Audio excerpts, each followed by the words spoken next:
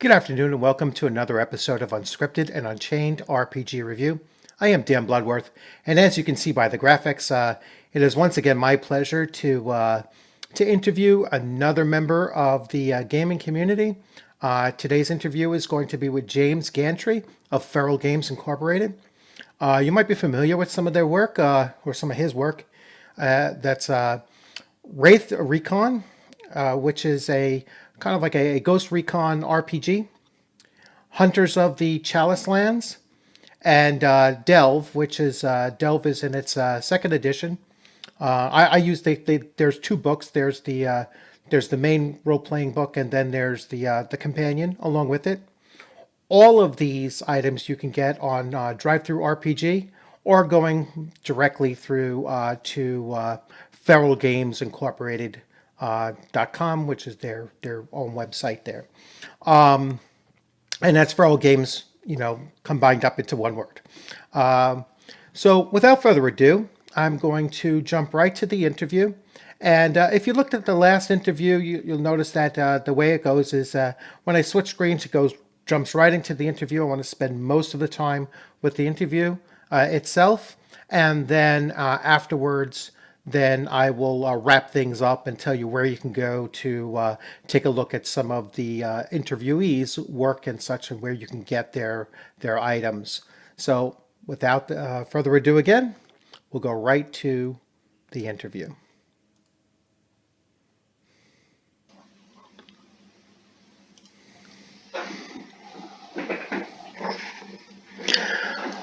Okay, welcome everyone, and let me start off by welcoming Jay from Feral Games Incorporated to Unscripted and Unchained RPG Review. Just for your own notification, this is our third time trying this. I've been having a lot of technical difficulties, and so I really have to thank Jay for being patient and allowing us to try this again. It's just been a recording nightmare trying to figure out this system. So every once in a while, I'm going to check up and take a look at that microphone icon to make sure that it's still going and not just stopping, in midstream.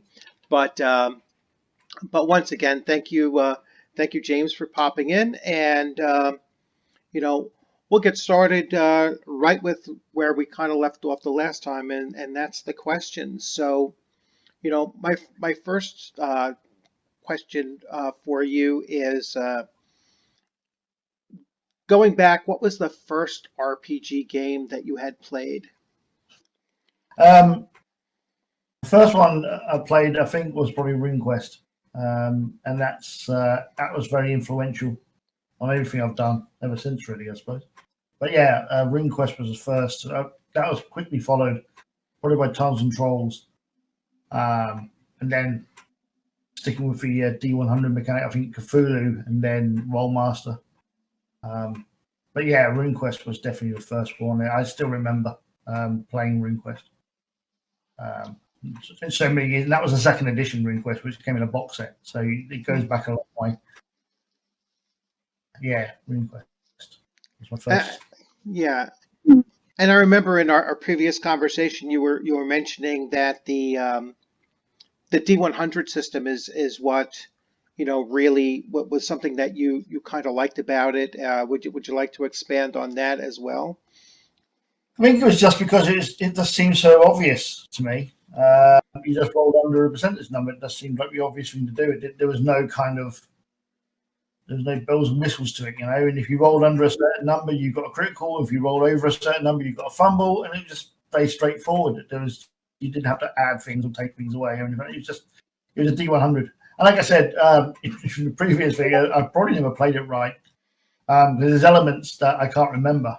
But then I was quite young, and I think I just played it like so many do, just for fun. You had a mechanic there that could cause you to fall off a cliff or be hit by a monster, and that was the really important bit. That was the important thing. So that when I attempted things, I had a chance of failing, and that's what added the actual, the kind of excitement level to it.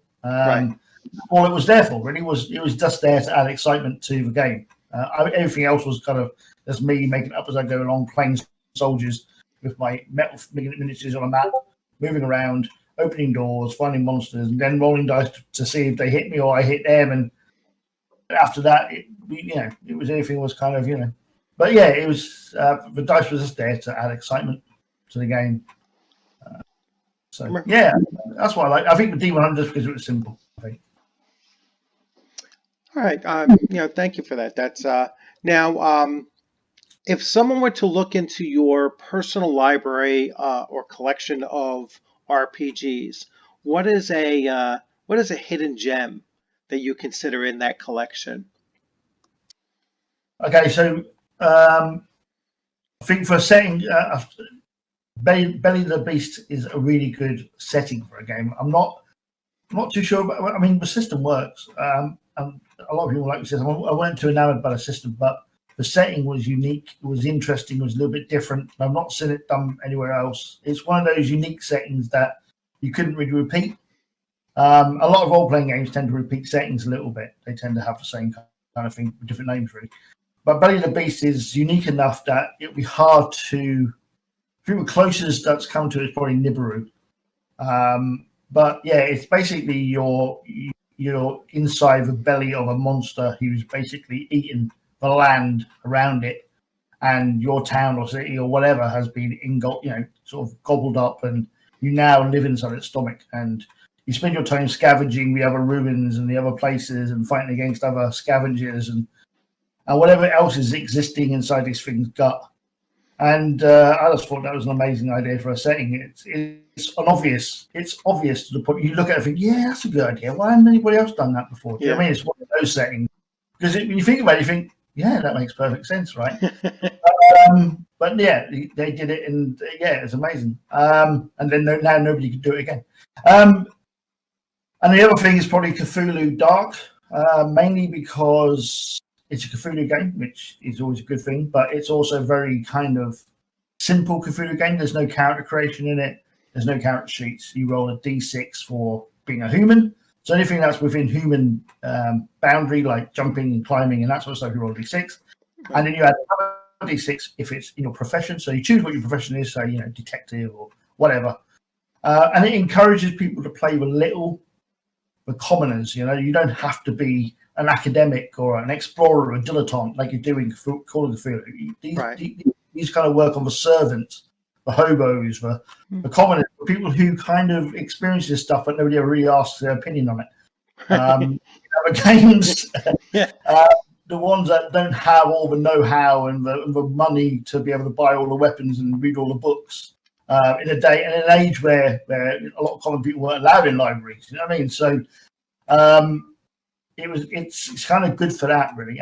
And because of how the mechanic works, you roll a d6. You take the highest number of how many d6 you're rolling, 1, 2, or 3 d6 that you're rolling, and that's the result. And if you roll a 1, you get very little information. If you roll a 6, you get a lot of information. And the good thing about it is that the other players can actually roll against you in order to stop you from doing something. So, for example, you think, well, I'm going to run to the room and kill the cultists. Then go, no, you're not going to do that. Because if you do that, then the rest of us are going to have to end up. So we're going to basically roll against you and try to stop you from running in and killing all the cultists. And this can happen in any part of the game. But the other characters can jump in and try to stop you from doing something, even because it's going to affect them or because they're just being vindictive or whatever. But it's a great game. Very simple, very quick. And I've run some awesome games with it, and I've played some great games with it. So yeah, I recommend it. Yeah, that's a really interesting mechanic. I just had that come up in my group where, one player says, no, I'm going to do this.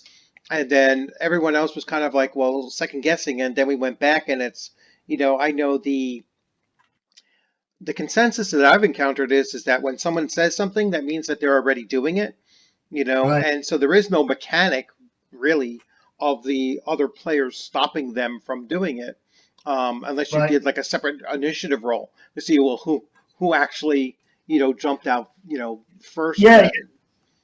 But that's an interesting, challenge mechanic. Yeah, I think because of how the dice work, it kind of works quite well. So, for example, you're going to climb out the window and you're going to jump off and sort of jump off a car that's driving by under your window, right? Right. I was going, look, you're going to do that, you're going to basically break your legs, and then we're going to have to carry you home, right? So you roll your dice and you roll a 4, which would basically mean you jumped off and you landed, but you landed badly, right? Yeah. Everyone's going, we're going to stop you. So they dive to stop you from grab you from where you leap out the window, and they roll 1, which means they almost grabbed you but didn't quite make it. Yeah. And you're out the window, or you're 6, and they just grab you in time and they pull you back in. You know, there's ways of doing it. It's a very narrative way of doing it, and it's a great little system. I really like it. Yeah. Brilliant. Yeah, that sounds like a pretty useful system. You know, from time to time, it's like, oh wait, let's try this. Kind of steering them away from bad choices sometimes is part of a GM's responsibility, I guess. Especially if it's something that's going to lead to a total group wipe, and then it's like, oh well, the game session's over now because exactly. I didn't take a stronger hand in this. Yeah, but what this does, it actually puts responsibility in the other player's hands. Yes, yeah, which is even better actually. Yeah, exactly. All right, so let's move on to so of your last project, what was the most challenging aspect of your last project that you've worked on?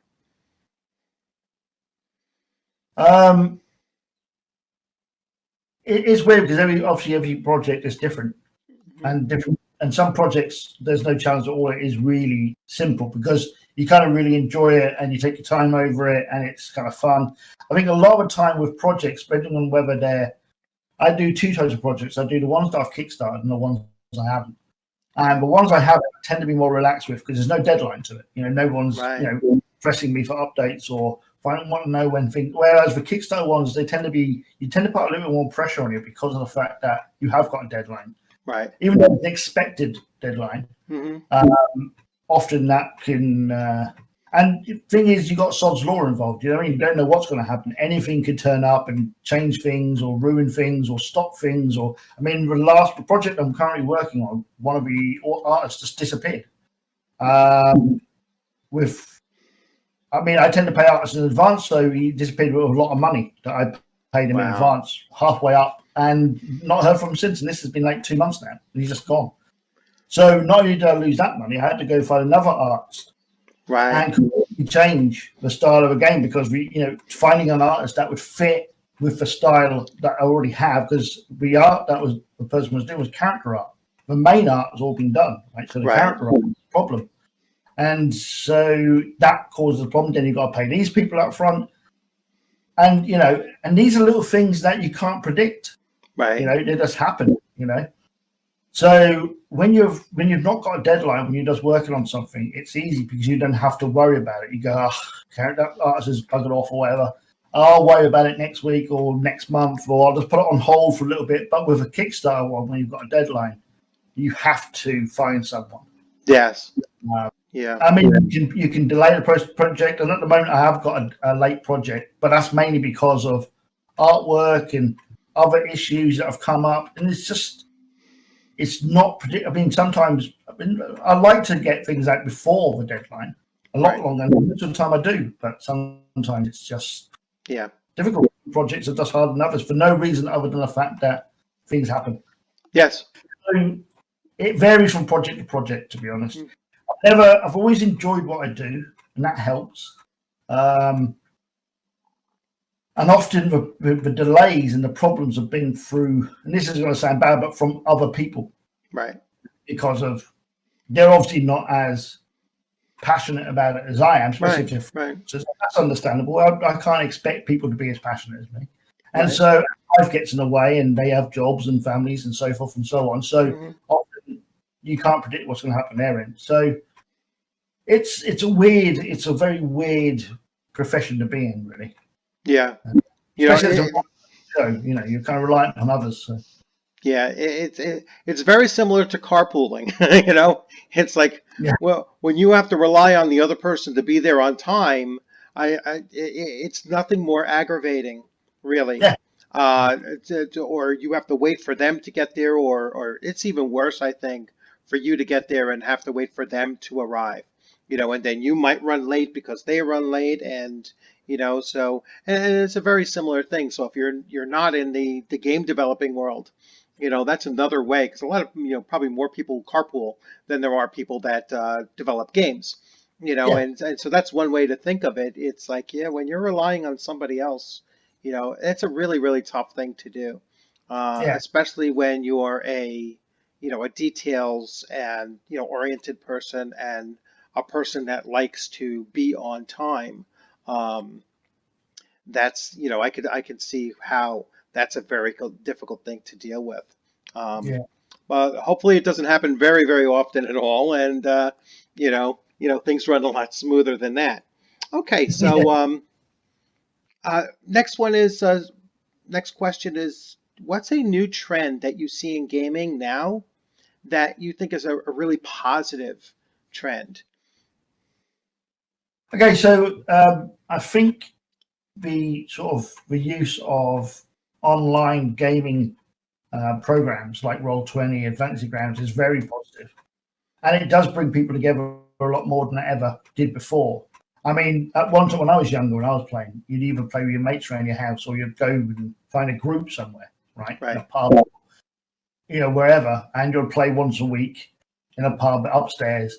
You'd pay sometimes it would be free, sometimes you had to pay for the rooms. You'd pay your 50p or your pound or whatever it was to get in, and it was more difficult, I think. Then, I mean, you'd have your regular group and you'd be sitting around a table, which you can't.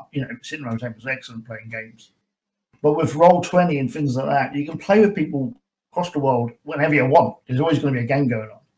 I mean, the difficulty sometimes is obviously time. That becomes a problem with America being behind us or Australia being ahead of us. right.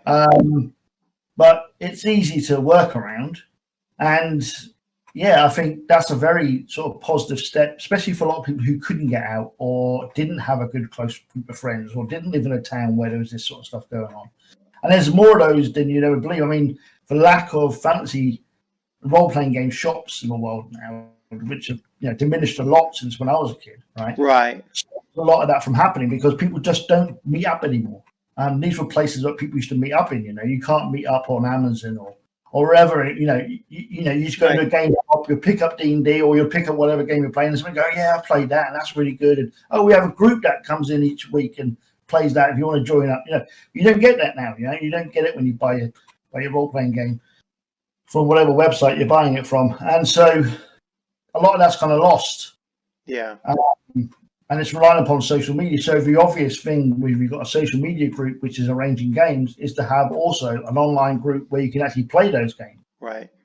And that's the obvious step, where just a click away, where you can enter Roll20 or whatever and jump on. And I think that's a very positive thing, especially now with pandemic happening and stuff. It Yeah, kind of makes it, because yeah. I think places like Roll20 must have had a massive hundreds of % uprise in many members have got and how many people have joined in. I mean, I know that I alone have introduced at least half a dozen people to Roll20 since this has all happened, and they're all going, "Wow, I didn't even know this existed. This is brilliant."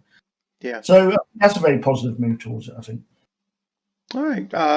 Yeah, and I agree. I think that there's just far more opportunity. I know a lot of people will try to compare the two, and it's somewhat of an unfair comparison. I mean, obviously, having a group of friends sitting at the same table, and drinking your beverage and eating your chips and playing a game for 3 hours, and then having an extra hour after that to just shoot the breeze and Yeah, talk about other things. I mean, that's a totally different experience, and it might be in many ways a better experience, but having this online outlet allows you, to play with people that you would have never met before. I think exactly. Yeah, my most of my gaming group for the one game that I play, they're from Norway, and one was from Spain and one was from Italy, and I here in New York, I'm obviously not going to ever meet those people other than on online, and then just the opportunity. It's like, hey, you know what? I have nothing going on Saturday night. Can you all want to meet? at this time, and there's just that convenience, of it just being on your computer, wherever you have your computer in your house, you could sit down and then just all come together almost on the fly, which you obviously don't have in person. But yeah, there's positives and negative comparisons to everything, but I think overall, like you said, I think it's a positive, especially considering the circumstances we're in now. Exactly. I think the only negative to it is the fact that as a species, we rely an awful lot on eye contact Yes. and face-to-face, communication. Yeah. And that's the only real drawback to it is that, especially with things like Roll20, where you don't often have the video, Right. have the voice, you don't get that. Right. And weird thing for me was like last year I did the Games Expo, which is the big UK. And that was the first time I'd actually sat at a table and played a role-playing game with a group of people in like 7 or 8 years. Yeah. Maybe longer than that, actually. And it was weird, but it was great. You know what I mean? It was nice to see another person's expression or their face and stuff. And it added a bit of almost like a weird kind of intimacy to it, where you kind of got this kind of feeling that you were in it, whereas online you kind of feel a bit disconnected from it. Yeah, exactly. But that's the only drawback, I think, to it. And there is ways around that. I mean, you can roll. You don't have to use Roll20. You can use Hangouts or whatever, and just roll dice. Right. Your dice, physical dice, Mm-hmm. And then I'll still have this video kind of where you can see each other and stuff, which does make it easy. And sometimes, in some ways, I kind of prefer it, but you then don't get the benefit of the maps and all the other stuff you get for Roll20. So it'd be nice to find a sort of happy sort of mix of those two things. Yes. So anyway, yeah, that's what I'd say was. Okay. Last question. So what are your future plans, or what project are you currently working on? Okay, so at the moment I'm working on 4 projects because I'm a glutton for punishment. I'm finishing off for Black Iron, which was a big Kickstarter project, which is coming out hopefully beginning of next month. It's almost a year late because of artists and various things, and I keep changing it and stuff. I mean, I've been really lucky that the backers are really kind of supportive. I mean, they've had files from it, so they've sort of seen it, and they really like what they've seen. But that's kind of like at the moment one thing I'm working on, and that's going to be a huge sort of dark fantasy role-playing game. There's going to come in 2 versions. There's going to be a D6 version, which is going to be coming out first, and after that, there's going to be the 5th edition version. So it's going to be a 5th edition setting. I'm kind of basing it sort of. It's going to be kind of similar to Dark Sun, but with ice and snow rather than sand and sun, right? And then I'm working on a couple of projects which are the small ones that I use to basically have a break from the big one. And I'm doing the Runes of Windtorn Manor, which is a new adventure for Delve.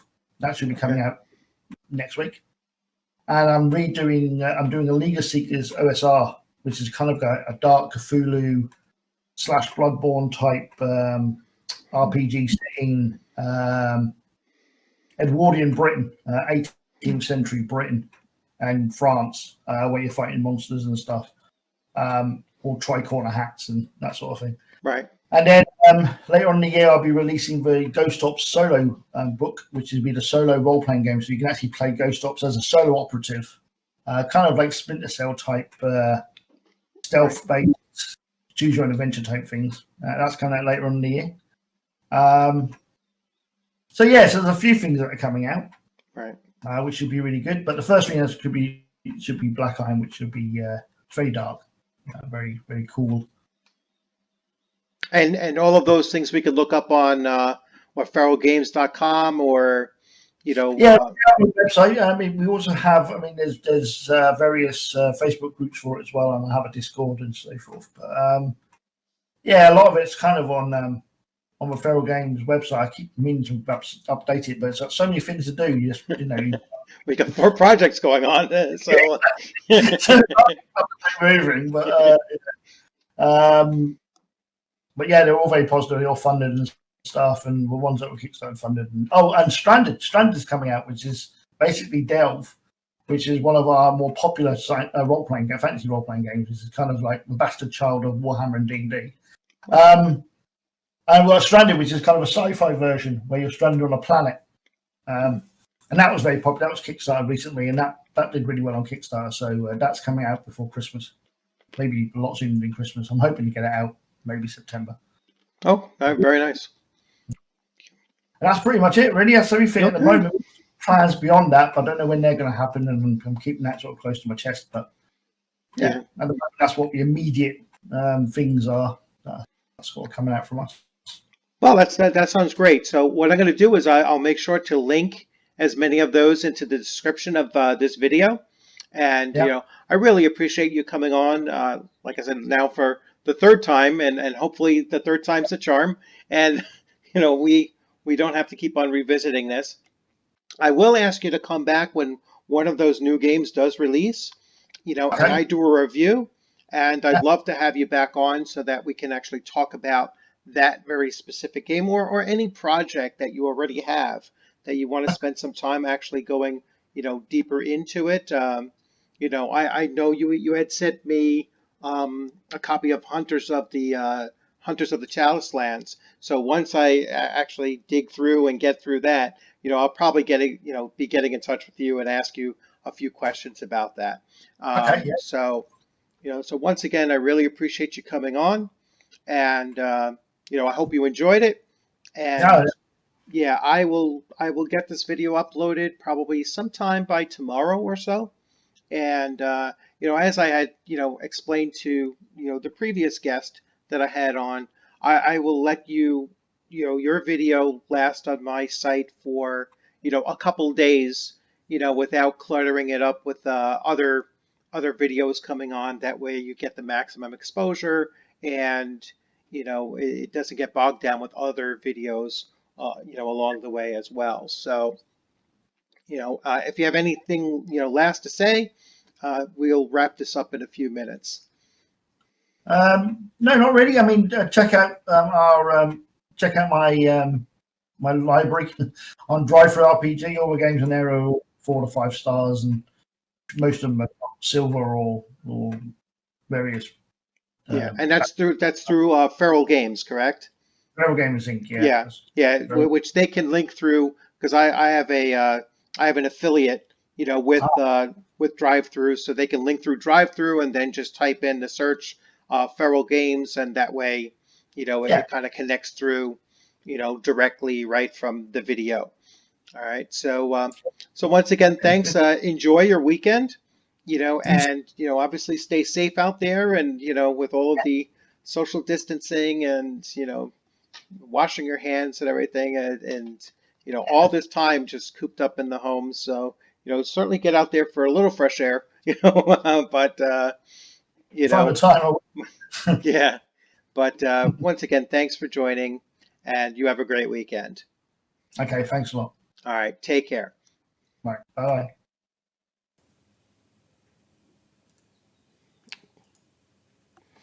And so, basically, there we have it. And once again, just to reiterate, it was a great pleasure to interview James, and he has a lot of products out there on Drivethru RPG. So I recommend that you go there, and like we said in the video, I'm going to link his FeralGamesIncorporated.com on the video, as well as you have the Drivethru RPG link for the affiliate, and you can go in there and purchase any of his games from there as well. So once again, thanks for joining. If you enjoyed the video, please give it a thumbs up. If you haven't subscribed, please consider subscribing. And I'll be sharing out this video on Facebook, particularly on some of his Facebook groups that are dedicated to certain games. Like from what I understand, Delve has a very active community there on Facebook as well. So I will seed this video in several locations. So on Facebook, here on YouTube, obviously, and on Twitter as well. And you can find my videos throughout those 3 platforms as well if you wish to. So once again, have a great weekend. Be safe out there. And I look forward to seeing you on the gaming screen sometime soon. You'll have a great afternoon.